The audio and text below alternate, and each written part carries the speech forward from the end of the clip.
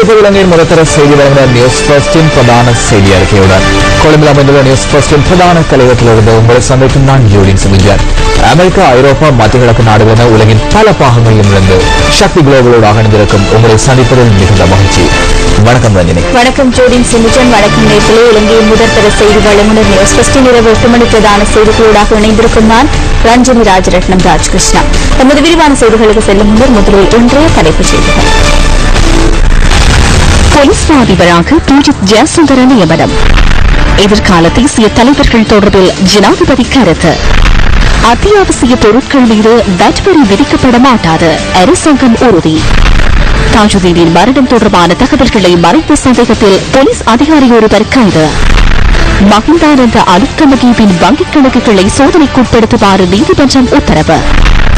ஏபிடிபி தொடர்பான குற்றச்சாட்டுகள் குறித்து விசாரணை நடத்தப்பட வேண்டும், முருகேசு சந்திரகுமார் தெரிவிப்பு. நீண்ட காலத்துக்கு பின்னர் பிடல் காஸ்ட்ரோ பொது நிகழ்வில் உரை. இனி உள்நாட்டுச் செய்திகள். மக்களின் நலனை கருத்தில் கொண்டு அனைத்து எலக்ட்ரானியல் ஊடக நிறுவனங்களுக்கும் உண்மையான தகவல்களை வெளியிட வேண்டும் என ஜனாதிபதி வலியுறுத்தியுள்ளார். ஜனாதிபதி செயலகத்தில் நேற்று மாலை இடம்பெற்ற சந்திப்பொன்றிலேயே ஜனாதிபதி இதனை கூறினார்.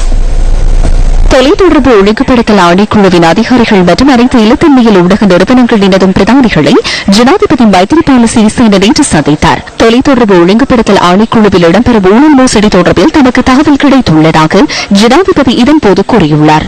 அரசு நிறுவனங்களில் இடம்பெறும் ஊழல் மோசடிகள் மற்றும் முறைகேடுகளை ஒழிப்பதற்காக அரசாங்கம் முன்னெடுக்கும் வேலைத்திட்டத்தின் கீழ் இது தொடர்பில் நடவடிக்கை எடுப்பதாகவும் ஜனாதிபதி தெரிவித்துள்ளார். இலத்தன்மையில் ஊடகங்களுக்கு வழங்கப்பட்டுள்ள அலைவரிசைகள் அரசாங்கத்தினதும் பொதுமக்களினதும் சொத்து என்பதால் மக்களின் நலனுக்காக உண்மையான தகவல்களை வெளியிட வேண்டிய பொறுப்பு அந்த நிறுவனங்களுக்கு உள்ளதாக ஜனாதிபதி சுட்டிக்காட்டியுள்ளார். சில நிறுவனங்கள் தமக்கு வழங்கப்பட்டுள்ள அனுமதி பத்திரத்தை மீறி செயல்படுவதாகவும் ஜனாதிபதி இங்கு கூறியுள்ளார். தொலைத்தொடர்பு ஒழுங்குபடுத்தல் சட்டத்தில் உள்ள குறைபாடுகளை நிவர்த்தி செய்வதற்கு எதிர்காலத்தில் திருத்தங்களை மேற்கொள்ள உள்ளதாகவும் ஜனாதிபதி மைத்ரிபால சிறிசேன மேலும் குறிப்பிட்டுள்ளார்.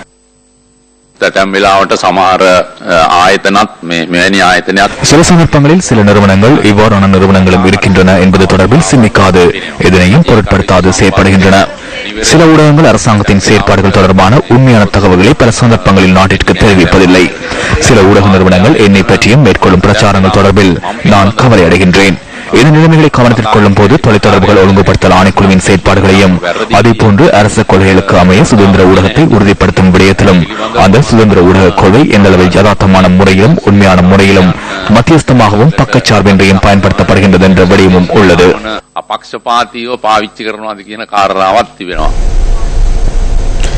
இதேவேளை உள்ளாட்சி மன்றங்களின் தலைவர்கள் மற்றும் மாகாண அரசு உத்தியோகஸ்தர்களுக்கான செயலமர்வு ஜனாதிபதி தலைமையில் இன்று கொழும்பில் இடம்பெற்றது.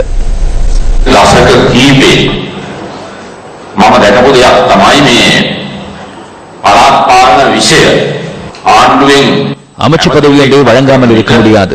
எவ்வாறாவது அமைச்சு பொறுப்பினை வழங்க வேண்டும் என்பதற்கு மீது கடந்த காலங்களில் உள்ளூராட்சி மன்ற அமைச்சு பொறுப்பு வழங்கப்பட்டது. கடந்த பல தசாப்த காலங்களாக இதனை நான் அவதானித்தேன். சிறந்த முறையில் வழிநடத்தக்கூடிய திறமையான ஒருவருக்கு உள்ளூராட்சி மன்ற அமைச்சு வழங்கப்படுவதில்லை. கலாசார அமைச்சும் அவ்வாறே வழங்கப்படுகிறது. எனினும் உள்ளூராட்சி மன்ற மற்றும் கலாசாரம் எனும் இரு அமைச்சுகளும் சரியானவர்களின் கரங்களில் சேர்ந்தால் அவர்களால் நாட்டையே ஆச்சரியத்தில் ஆழ்த்த முடியும். இந்த இரண்டு அமைச்சுகளும் வரையறைகளுக்கு அப்பாற்பட்டது. சரியாக வேலை செய்யக்கூடிய திறமையானவர்களுக்கு இந்த அமைச்சுகள் கிட்டினால் திறமையை வெளிப்படுத்தி நாட்டின் தேசிய அரசியலில் முன்னேறுவதற்கான சிறந்த படிக்கற்களாக இந்த இரண்டு அமைச்சுகளும் விளங்குகின்றன. இதனை பற்றி நான் அதிகம் பேச தேவையில்லை. சிறந்த முறையில் வேலை செய்யக்கூடிய திறமையானவர்களுக்கு இம்முறை நான் இந்த அமைச்சு பொறுப்புகளை வழங்கினேன். மிகுந்த அர்ப்பணிப்புடன் அவர் கடமைகளை முன்னெடுக்கிறார். வாரத்தில் குறைந்தபட்சம் 2 நாட்கள் தொலைபேசி ஊடாக வேணும் கதைத்து தன்னுடைய அமைச்சில் உள்ள விடயங்கள் தொடர்பில் அவர் கூறுகிறார். මේක වැඩ කරන්න පුළුවන් තාක්ෂණික තමයි දුන්නේ කියන එක මම බොහොම පැහැදිලිව කියන්නට ඕන. එතුමා හොඳ කැපවීමකින් මේ කටයුතු කරා. මට සුමානයකට දවස් 2ක්වත් අඩු වශයෙන් ටෙලිෆෝන් එකකින්වත් කතා කරනවා.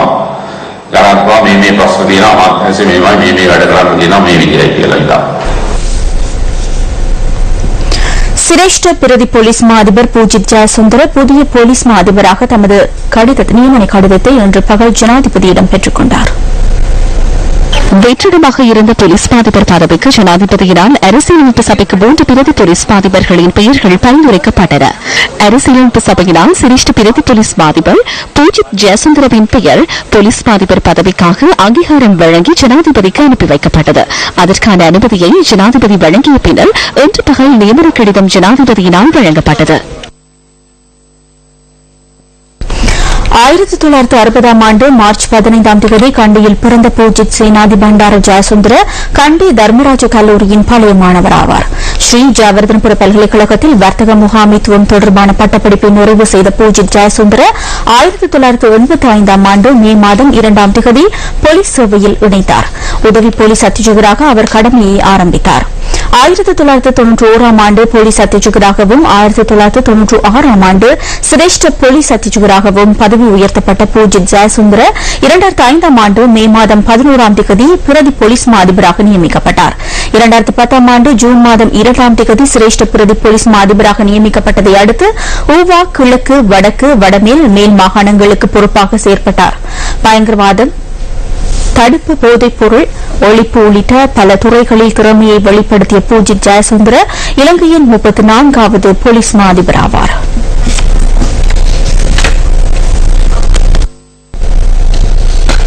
கியூபாவின் முன்னாள் ஜனாதிபதியும் இளைஞர்களின் ஆதர்ஷ நாயகனுமான பிடல் காஸ்ட்ரோவின் அறிவு உருக்கமிகு வார்த்தைகளை செவிமடிக்கும் சந்தர்ப்பம் உலக வாழ் மக்களுக்கு கிட்டியது. கியூபாவின் தற்போதைய ஜனாதிபதியான ராயல் காஸ்ட்ரோவிற்கும் கியூபா கம்யூனிஸ்ட் கட்சியின் தலைமைத்துவம் 2வது தடவையாகவும் வழங்கி வைக்கப்பட்டது. ராயல் காஸ்ட்ரோவின் தலைமைத்துவம் அமெரிக்கா மற்றும் ஏனைய மேற்கத்திய நாடுகளுடன் சிறந்த பிணைப்பினை ஏற்படுத்துவதுடன் கியூபா வளர்ச்சிக்கும் பெரும் பங்காற்றும் என தெரிவிக்கப்படுகின்றது.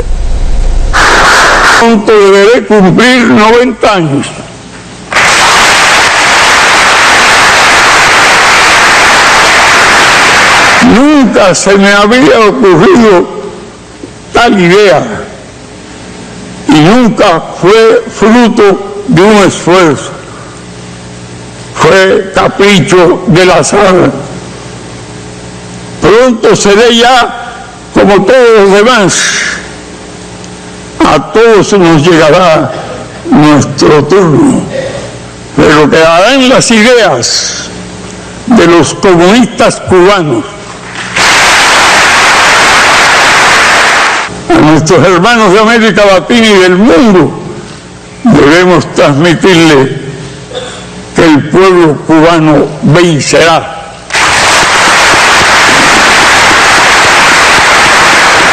Tal vez sea de las últimas veces que hable en esta sala.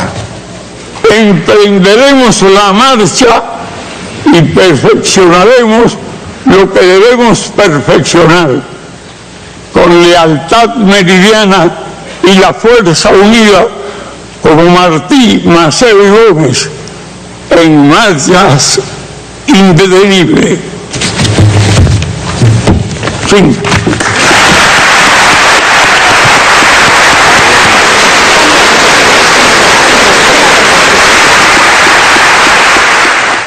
தற்போதைய தலைவர்கள் தலைமையில் இடம்பெறும் கடைசி கூட்டமாக இது அமையலாம் என தெரிவித்த 84 வயதான கியூபா ஜனாதிபதி ராயல் காஸ்ட்ரோ அடுத்த கூட்டம் 5 வருடங்களில் இடம்பெறலாம் எனவும் தெரிவித்துள்ளார்.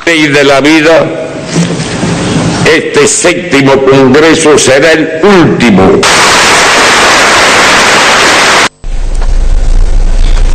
அமைச்சரவை தீர்மானங்களை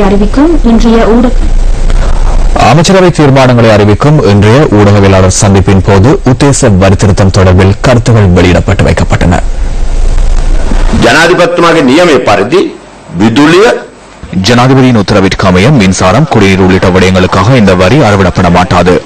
வரவு செலவு திட்டத்தின் ஊடாக விடுவிக்கப்பட்ட எந்த ஒரு பொருள் மீதும் வெட் வரி விதிக்கப்பட மாட்டாது. தற்போதைய நிலைமையின் கீழ் அரசு வருமானத்தை அதிகரிக்கும் அதேவேளை தொழில் வாய்ப்புகளையும் அதிகரிப்பதற்காக தனியார் துறையினரை ஊக்கப்படுத்த வேண்டியுள்ளது. இது உலக வங்கி அல்லது சர்வதேச நாணய நிதியம் அல்லது வேறு நாடுகளின் நிபந்தனையால் நடைமுறைப்படுத்தப்படவில்லை. இந்த வருடம் வரவு செலவு திட்டத்தில் இருந்த 5.9 என்ற துண்டுவிடும் தொகையை 5.4 குறைப்பதற்கு நாம் எதிர்பார்த்துள்ளோம். அத்தியாவசிய பொருட்களால் மக்களுக்கு சுமை ஏற்படாது. சொகுசு பொருட்களுக்கே வரி அறவிடப்பட உள்ளது. ஆகவே சொகுசு பொருட்களுக்காக வெட் வரி அறவிடப்படும் என்ற திருத்தத்தை நாம் கொண்டு வந்துள்ளோம். தொலைத்தொடர்பு உள்ளிட்ட சில துறைகள் ஊடாக மாத்திரமே பொதுமக்கள் மக்களுக்கு ஓரளவு சுமை ஏற்படும். ஏனையவற்றை நாம் இதிலிருந்து விடுவித்துள்ளோம். எந்தவொரு அத்தியாவசிய பொருள் மீதும் வெட் வரி விதிக்கப்பட மாட்டாது என்பதை மிகவும் தெளிவாக ஊடகங்கள் வாயிலாக மக்களுக்கு அறிவிக்க வேண்டியது நமது பொறுப்பாக கருதுகின்றோம். අවුල් නැති බව ඉතාමත් පැහැදිලිව මාධ්‍යයෙන් මම හිතන ජනතාවට දැනුම් දීම අපේ යුතුයකමක් හැටියට අපි සලකනවා. පුද්ගලික රෝහල් වලට වැට්බද්ද ආය කරනවා. தனியார் வைத்தியசாலைகளுக்கு வெட் வரி விதிக்கப்படும். நோயாளர் பரிசோதனைக்காக அறவிடப்படும் கட்டணம் அதிகரிக்காது. அதிகபட்ச கட்டணம் ஏற்கனவே அறிவிக்கப்பட்டுள்ளது. இதற்கு அப்பா இலங்கையில் வரும் கட்டணத்தை உயர்த்த முடியாது. வெட் வரி அதிகரித்தது என்பதற்காக அந்த எல்லையில் மாற்றம் ஏற்படாது. இந்த அதிகபட்ச கட்டணத்தை இன்னும் சில காலத்தில் மேலும் குறைப்பதற்கு நான் எண்ணியுள்ளேன். பிரதமர் ஒரு வாக்குறுதியை வழங்கியுள்ளார். தனியார் வைத்தியசாலைகளில் வெட் வரி ஊடாக அறவிடப்படும் பணம் அரசு வைத்தியசாலைகள் மற்றும் அரசு சுகாதார சேவையை மேம்படுத்துவதற்காக பயன்படுத்தப்பட உள்ளது. சர்வதேச தனியார் பாடசாலைகளில் அறவிடப்படும் பணம் கல்வி அமைச்சிற்கு வழங்கப்பட உள்ளது. அது முழுமையாக அரச கல்வித்துறையை மேம்படுத்துவதற்காக பயன்படுத்தப்படும்.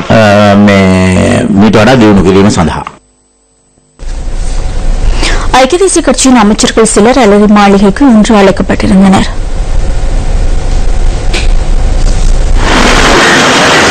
ஐக்கிய தேசிய கட்சியின் அமைச்சரவை அந்தஸ்துள்ள அமைச்சர்கள், ராஜாங்க அமைச்சர்கள் மற்றும் பிரதி அமைச்சர்களை சந்தித்த பிரதமர் ரணில் விக்ரமசிங்க மே தின மற்றும் எதிர்கால செயற்பாடுகள் தொடர்பில் கலந்துரையாடியுள்ளார்.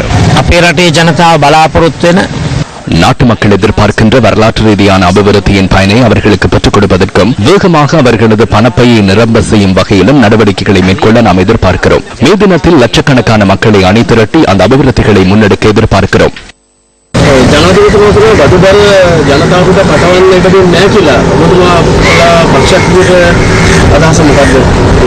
ජනතා මත மக்கள் மீது வரிச்சுமையை சுமத்தும் கண்ணிவடியை முன்னாள் ஜனாதிபதி மஹிந்த ராஜபக்சவை வடிவமைத்தார். பெறப்பட்ட அதிக வட்டிக்கடன் ஊடாக மக்களுக்கு பயன் தரும் திட்டங்களை முன்னெடுக்காது அந்த நிதியை எவ்வாறு செலவழித்தார் என்பது எனக்கு தெரியாது. 1,25,000 ரூபாய் தனிநபர் கடன் சுமையை 4,75,000 ரூபாவாக மஹிந்த ராஜபக்ச அரசாங்கம் மாற்றியது. வரிச்சுமை பொறியை உருவாக்கியது ஆச்சரியத்தின் பிதாமகனே. ආශ්චර්ය පිටුවරයි සංවර්ධන වැඩසටහන அபிவிருத்தி திட்டங்களை ஆரம்பிப்பதற்கு தற்போது அரசாங்கம் தயாராக உள்ளதாக பிரதமர் நமக்கு அறிவித்தார். அதன் பிரகாரம் எதிர்காலத்தில் மக்களுக்கான பிரதிலாபங்களை வழங்குதல் மற்றும் நாட்டின் அபிவிருத்தியின் பயனை நாட்டிற்கு வழங்குதல் தொடர்பில் கலந்துரையாடினோம்.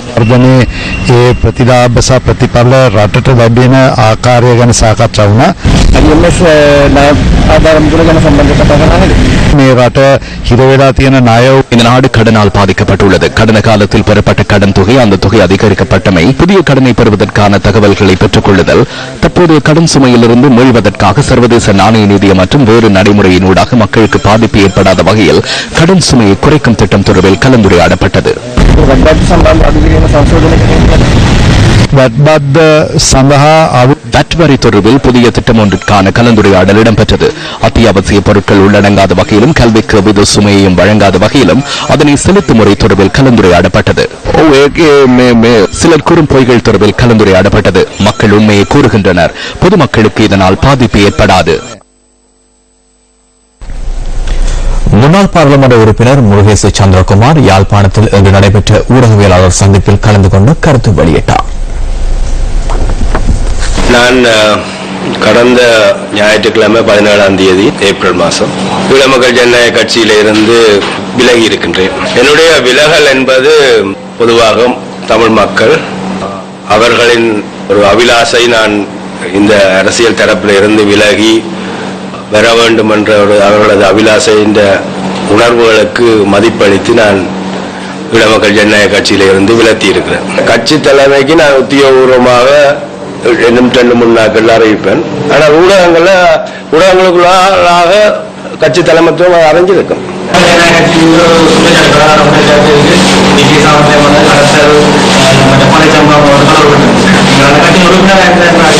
இல்ல நான் நினைக்கிறேன் அந்த எப்பயும் ஐபிடிபி தொடர்பாக பொது அரங்கில் வந்த குற்றச்சாட்டு தொடர்பாக கட்சி ரீதியான உத்தியோகபூர்வமான அறிவிப்பு, கட்சியில் தவறிழைத்தவர்கள் குற்றம் சாட்டப்பட்டவர்களுக்கு சட்ட ரீதியான நடவடிக்கை எடுக்க வேண்டும். அந்த கருத்தை நானும் வலியுறுத்தி, நான் சம்பந்தப்பட்டிருந்தாலும் அது சட்ட ரீதியாக பொது அரங்கில் விசாரிக்கப்பட்டு குற்றம் செய்யப்பட்டிருந்தால் குற்றம் செய்யப்பட்டவர் தண்டனை வழங்கணும் என்றது பொதுவான விதிதான். அதுல ஐபிடிபி வவுனியாவில் நிர்மாணிக்கப்பட உள்ள பொருளாதார மத்திய நிலையம் தொடர்பில் தமிழ் தேசிய கூட்டமைப்பின் இருவேறு உறுப்பினர்கள் மாறுபட்ட நிலைப்பாடுகளை கொண்டுள்ளனர். வவுனியாவில் நேற்றும் இன்றும் நடைபெற்ற நிகழ்வில் தெரிவிக்கப்பட்ட கருத்துக்கள் சில அடுத்து. இந்த நாட்டினுடைய அருமையான ஜனாதிபதி அவர்களை நாங்கள் சந்தித்து பேசியதன் மூலமாக இந்த வவுனியா மாவட்டத்திலே 2000 மில்லியன் ரூபாய் மொத்த ஒதுக்கீட்டிலே ஒரு பொருளாதார அபிவிருத்தி மையத்தை உருவாக்குவதற்குரிய ஏற்பாடை செய்திருக்கின்றோம். இந்த பொருளாதார மையத்தை அமைப்பதற்குரிய காணி இன்னும் நிலுவையில் இருக்கின்றது. வவுனியா நகருக்கு அண்மையில் உள்ள ஒரு காணியை நாங்கள் தெரிவு செய்திருக்கின்றோம். ஆனால் ஒரு சில காரணங்களுக்காக அந்த காணியை இந்த துறைக்கு விடுவிப்பதற்கு சிலர் தயக்கம் காட்டிக் கொண்டிருக்கின்றார்கள். நாங்கள் விரைவிலே அந்த காணியை கொடுக்காமத்தான் அந்த நிதி எங்களுடைய மாவட்டத்தில் இருந்து வெளியில் செல்வதற்குரிய சந்தர்ப்பம் இருக்கின்றது. நாங்கள் வெகு விரைவிலே அதற்குரிய பொருத்தமான இடத்தை தெரிவு செய்து அந்த திட்டத்தை நாங்கள் வவுனியாவிலே தொடங்குவதற்காக விவசாயிகள் உச்ச பலனை பெறுவதற்குரிய ஏற்பாடு செய்வதற்கு நாங்கள் வேலை திட்டத்தை முன்னெடுத்திருக்கின்றோம். வவுனியா மாவட்டத்தில் நடைபெற்ற மாவட்ட ஒருங்கிணைப்பு கூட்டத்தில் வவுனியாவுக்கான ஒரு வர்த்தக வலயம் அமைப்பதற்கான காணி கேட்டிடத்திலே வவுனியா தாண்டிக்குளம் விவசாய பண்ணக்கூடிய காணியை தேவை என்று கேட்டிருந்தார்கள். நாங்கள் எல்லோரும் சொல்லியிருக்கிறார்கள். அந்த விவசாய பண்ணையானது 1948ஆம் ஆண்டு ஒரு தனியாரிடம் இருந்து கட்டப்பட்டுள்ளது. அந்த பண்ணையை அந்த மாவட்டத்துக்கான விவசாயிகளுக்கான ஒரு முக்கியமான தேவையான ஒரு பணியாக இருக்கிறபடியால் அந்த இடம் தர முடியாது. ஓனந்த பிரதேசத்தில் அதற்கான காணிகள் ஒதுக்கலாம் என்று சொல்லப்பட்டது. அதையும் மீறி அந்த இடத்தை எடுப்பதற்கான பல முயற்சிகள் நடைபெற்றுக் கொண்டிருக்கின்றன. அதே நேரம் இந்த வட்ட வலயம் என்பது எங்களுடைய மாவட்டத்துக்கு தேவை. 4 பகுதிகளாக ஒரு குழு நியமிக்கப்பட்டு அவர்கள் ஒரு அறிக்கை ஒன்றையும் தயாரித்திருக்கிறார்கள்.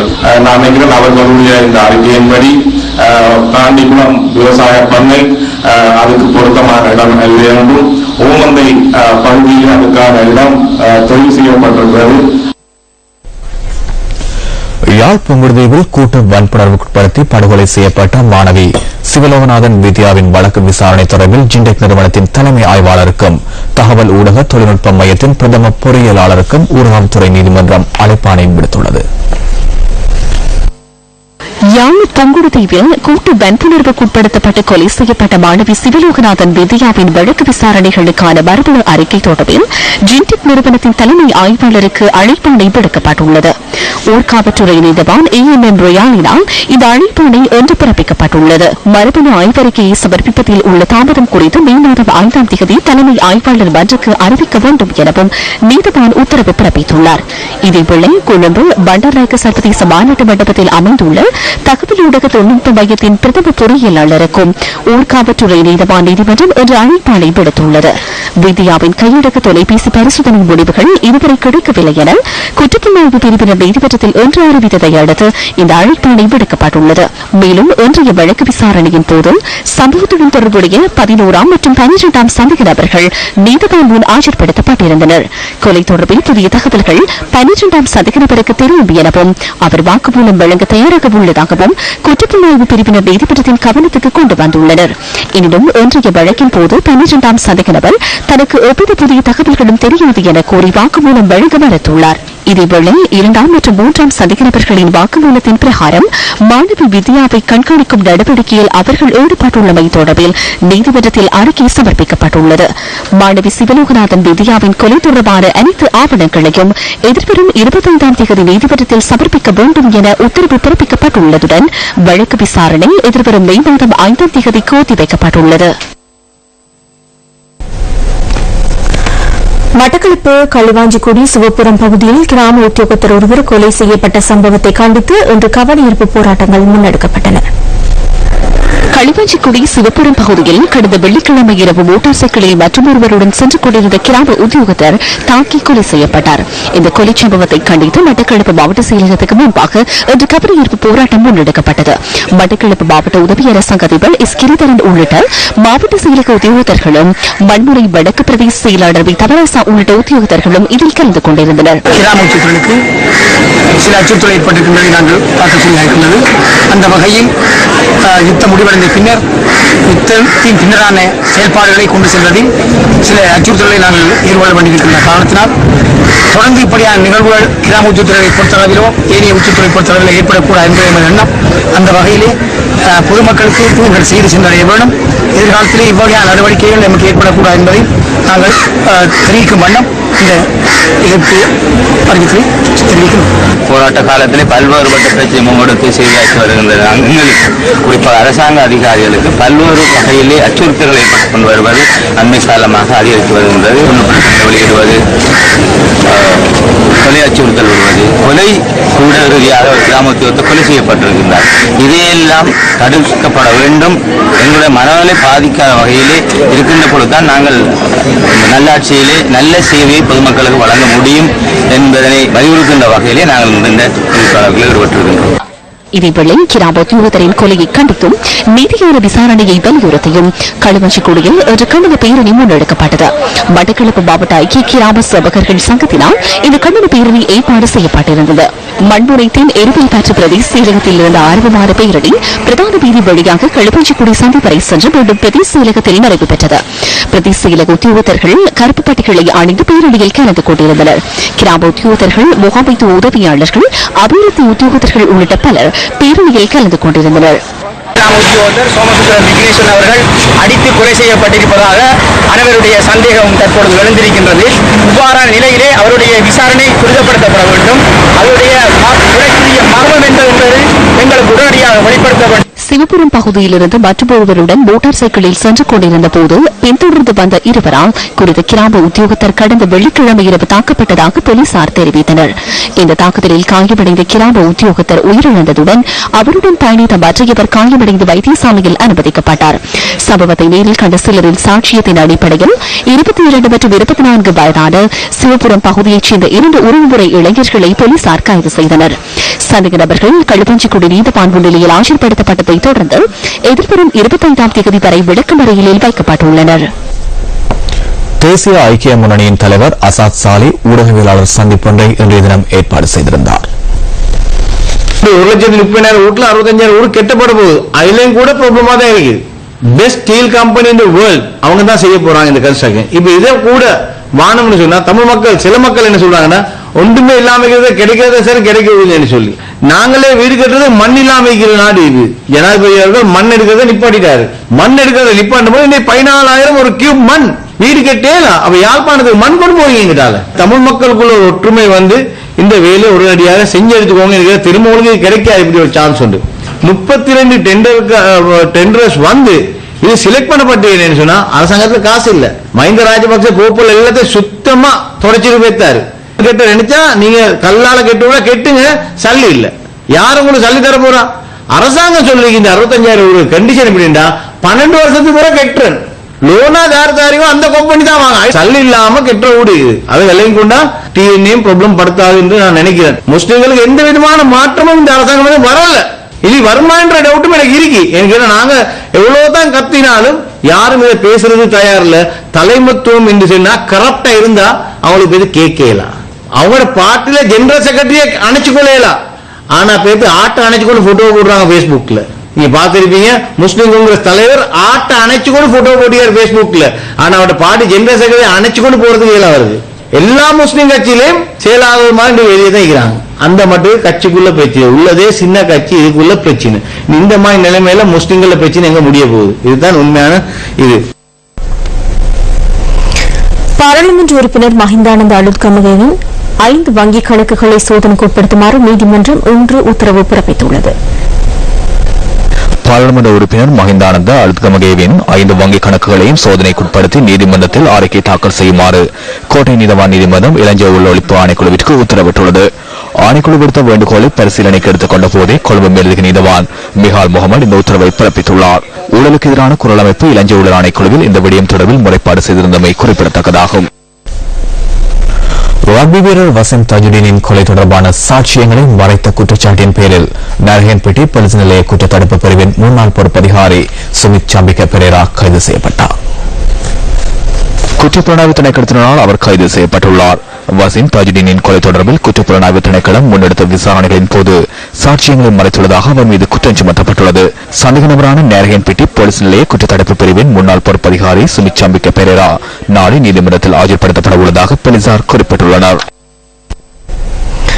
மாலைத்தீவிலிருந்து நாட்டிற்கு அனுப்பி வைக்கப்பட்டுள்ள கைதிகளில் வடக்கைச் சேர்ந்த 3 பேரும் போதைப்பொருள் கடத்தல் குற்றச்சாட்டில் தடுத்து வைக்கப்பட்டுள்ளனர். கடந்த 10ஆம் தேதி நாட்டுக்கு அனுப்பி வைக்கப்பட்ட 12 கைதிகளும் வெலிக்கட சிறைச்சாலையில் தடுத்து வைக்கப்பட்டுள்ளதாக சிறைச்சாலைகள் ஊடக பேச்சாளரும் ஆணையாளருமான துஷார உப்புல்தனிய குறிப்பிட்டுள்ளார். இவர்களில் வடக்கைச் சேர்ந்த குறித்த 3 கைதிகளுக்கும் போதைப்பொருள் கடத்தல் குற்றத்திற்காக மாலைத்தீவில் 15 வருட சிறை தண்டனை விதிக்கப்பட்டுள்ளது. அவ்வாறாயினும் அவர்கள் மாலைத்தீவு சிறையில் தடுத்து வைக்கப்பட்டிருந்த காலத்தை கவனத்தில் கொண்டே இலங்கையில் தடுத்து வைக்க வேண்டிய காலம் தீர்மானிக்கப்படும் என சிறைச்சாலைகள் ஊடக பேச்சாளர் துஷார உப்புல்தனிய தெரிவித்துள்ளார். விஸ்வமனு, வவுனியா மற்றும் முல்லைத்தீவு ஆகிய பகுதிகளைச் சேர்ந்த 3 இளைஞர்கள் இறுதிக்கட்ட யுத்தத்தில் காணாமற் போனதாக அவர்களது பெற்றோர் காணாமற் போனோர் தொடர்பான முறைப்பாடுகளை விசாரணை செய்யும் ஜனாதிபதி ஆணைக்குழுவில் முறைப்பாடு செய்தனர். இந்த முறைப்பாடு தொடர்பில் ஆணைக்குழு மேற்கொண்ட விசாரணைகளின் போது குறித்த 3 2008ஆம் ஆண்டு தமிழீழ விடுதலை புலிகளின் ஆயுத கப்பலில் பயணித்துக் கொண்டிருந்த சந்தர்ப்பத்தில் மாலைத்தீவு கடற்பரப்பில் கைது செய்யப்பட்டு அங்கு தடுத்து வைக்கப்பட்டிருந்தமை குறிப்பிடத்தக்கது.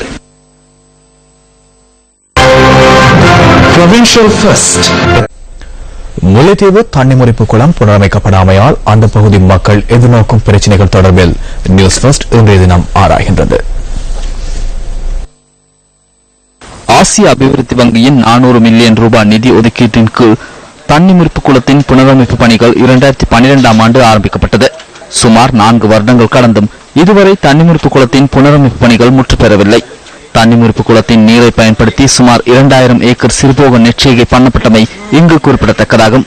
எனினும் குளத்தின் புனரமைப்பு பணிகள் நிறைவு பெறாமையால் தற்போது 1565 ஏக்கர் நெற்செய்கையை பண்ணப்படுகின்றது. குளம் சீராக புனரமைக்கப்படாமையினால் குளத்திலிருந்து வயல்களுக்கு நீர் பாய்ச்சுவதில் பாரிய சிரமங்களை எதிர்நோக்குவதாக விவசாயிகள் குறிப்பிடுகின்றனர். கலிங்கிலிருந்து ஒரு பகுதி நீர், அதாவது கிட்டத்தட்ட ஒரு 9 இஞ்சி கொட்டால பாயிற நீர் பூந்தூரியம் ஆகிக்கொண்டிருக்கு. வாய்க்கால்களை திறந்து விட்டால் இந்த கொங்குரீட் வாய்க்கால் போவதை கீழே உள்ள வாய்க்கால்கள், கிளவாய்க்காலுடைய கொட்டுகள், ரோட்டுகள் இல்லாமல் அவ்வளவு மக்கள் துன்பப்படுறாங்க. கிட்டத்தட்ட 23 முறைப்பாடுகளை நாம் செய்திருந்தோம். இந்த வேலையில தவறு இருக்கின்றது. இது நம்பகத்தன்மையற்ற வேலை. இது இந்த தரம் குறைவு. இந்த வாய்க்கால் புனரமைப்பிலே இருந்து நீங்கள் புனரமைப்பிக்கின்ற அந்த அளவு பிரமாணங்களிலேயும் நீர்மட்டத்திலேயும் கூட பாரிய தவறுகள், பிழைகள் இருக்கின்றது. வவுனியா மாவட்ட விவசாயிகள் தாம் அறுவடை செய்த நெல்லை நிர்ணய விலையில் விற்பனை செய்ய முடியாத நிலையிலும் அவற்றை களஞ்சியப்படுத்தி வைக்க பொருத்தமான களஞ்சிய சாலை வசதிகள் இன்றியும் பாரிய சவால்களை எதிர்நோக்குகின்றனர். வவுனியா மாவட்டத்தில் இம்முறை பெரும்புக நெற்செய்கையில் சிறந்த விளைச்சல் கிடைக்கப்பெற்றுள்ளதாக வவுனியா மாவட்ட விவசாயிகள் குறிப்பிடுகின்றனர். எவ்வாறாயினும் அரசாங்கம் அதனை மாவட்டத்தின் உற்பத்தி அளவுக்கு ஏற்ற வகையில் கொள்வனவு செய்யாமையினால் உரிய களஞ்சிய வசதி ஒன்றை அல்லூறுவதாக தெரிவிக்கின்றனர் இப்பகுதி விவசாயிகள். நிர்ணய விலையை விட குறைந்த விலையில் தாம் சிரமத்துடன் விவசாயம் செய்த நெல்லை தனியாருக்கு விற்பனை செய்வதால் பெருமளவில் நஷ்டத்தை எதிர்நோக்குவதாக விவசாயிகள் விசனம் தெரிவிக்கின்றனர். நமது நெல்லை விற்று நமது பணத்தை எடுப்பதற்கு கையில் எடுப்பதற்கு கூட இன்னும் ஒரு வழியும் இல்லை. சிறுபோக வேளாண்மையை செய்து யாருக்கு கொடுப்பது என்ன கட்டுப்பாடு நிர்ணய இதில் விலை ஒழுங்கில்லை. இது என்னென்று கொடுப்பது என்று தெரியாது. நமது கிராம மக்கள், அயல் கிராம மக்கள் எல்லாம் ஒரு நல்ல வழியில் விற்று பணம் பெற முடியாத நிலையில் உள்ளனர், கஷ்டப்பட்டிருக்கின்றார். முன்னாள் பாராளுமன்ற உறுப்பினர் நடராஜா ரவிராஜ் கொலை வழக்கின் 2 பிரதிவாதிகளை தொடர்ந்து 3 மாதங்களுக்கு விளக்கமறியலில் தடுத்து வைப்பதற்கு சட்டமா அதிபர் திணைக்களம் சார்பாக இன்று நீதிமன்றத்தில் அனுமதி கோரப்பட்டது. இந்த வழக்கு விசாரணை இன்று கொழும்பு மேல் நீதிமன்றத்தில் நீதிபதி மனிதன் வைத்தியரத்ன முன்னிலையில் விசாரணைக்கு எடுத்துக் கொள்ளப்பட்டது. இதன்போது மேலதிக விசாரணையின் பொருட்டு ரவிராஜ் கொலை வழக்கின் பிரதிவாதிகளில் ஒருவரை 3 மாதங்களுக்கு தடுத்து வைப்பதற்கு அனுமதி வழங்குமாறு சட்டமாதிபர் திணைக்களம் சார்பாக அனுமதி கோரப்பட்டது. இதனை ஆராய்ந்த மேல் நீதிமன்ற நீதிபதி மணிலால் வைத்தியரத்ன 3 மாதங்களுக்கு அந்த பிரதிவாதிகள் இருவரையும் தடுத்து வைப்பதற்கான காரணங்களை எதிர்வரும் 25ஆம் தேதி அன்று நீதிமன்றத்தில் சமர்ப்பிக்குமாறு உத்தரவிட்டுள்ளார். 2006ஆம் ஆண்டு கொழும்பில் வைத்த நாடாளுமன்ற உறுப்பினர் ரவிராஜ் துப்பாக்கி சூட்டுக்கு இலக்காகி பலியானார்.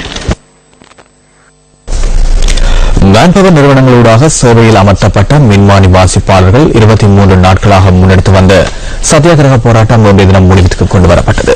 அவர்களை சேவையில் இணைத்துக் கொள்வது தொடர்பில் மின்சக்தி மற்றும் புதுப்பிக்கத்தக்க சக்தி அமைச்சர் வழங்கிய சதாகமான பதிலை அடுத்து இந்த போராட்டம் கைவிடப்பட்டுள்ளது.